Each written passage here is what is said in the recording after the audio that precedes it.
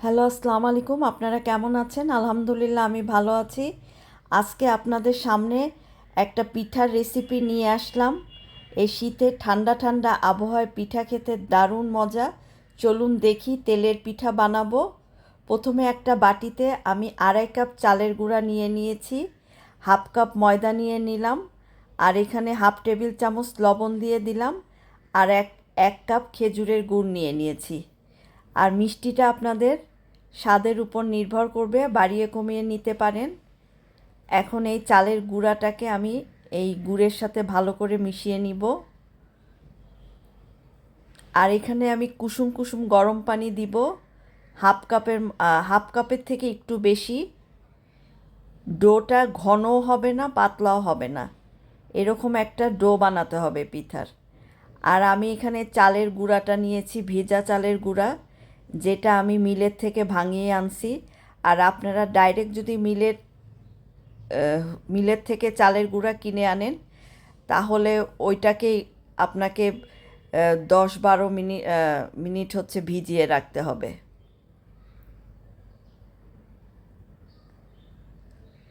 আর এটাকে ভালো করে ফেটে নিতে হবে। যত ভালো করে ফেটবেন পিঠাটা তত ফুলকো হবে।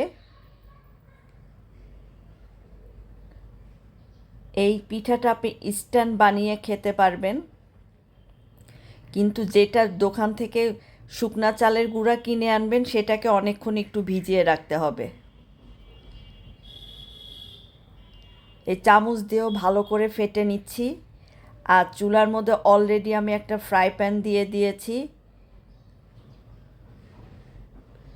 এটাকে প্রথমে হাই হিট করে নিব, তারপরে যখন পিঠাগুলা দিব তখন জালটা একটু লো করে দিতে হবে। এই দেখেন পিঠাটা তেলের মধ্যে ছাড়ার সাথে সাথে কত সুন্দর ফুলকোভাবে ফুলে উঠেছে। পিঠাটার আপনার মেন হচ্ছে ভালো করে গুড়টা পানিটা দিয়ে ফেটে নিতে হবে, তাহলে পিঠাটা এইভাবে ফুলবে। আর পানিটা কখনো ঠান্ডা পানি দিবেন না, হালকা কুসুম গরম পানি দিবেন, তাহলে পিঠাটা খুব সুন্দরভাবে ফুলবে।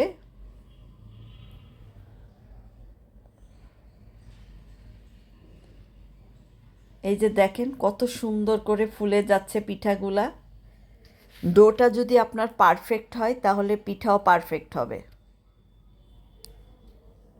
এইভাবে আমি সব পিঠাগুলা বানিয়ে নিয়েছি। খেতে দারুণ মজা।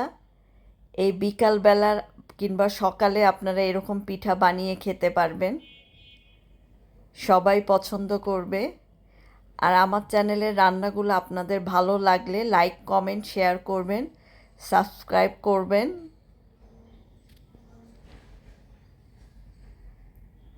নেক্সট ভিডিও দেখার আমন্ত্রণ রইল। আর একটা পিঠা আপনাদের আমি ভেঙে দেখাবো, একদম পারফেক্ট হয়েছে। আশা করি আপনারা বাসায় ট্রাই করবেন। আল্লাহ হাফেজ।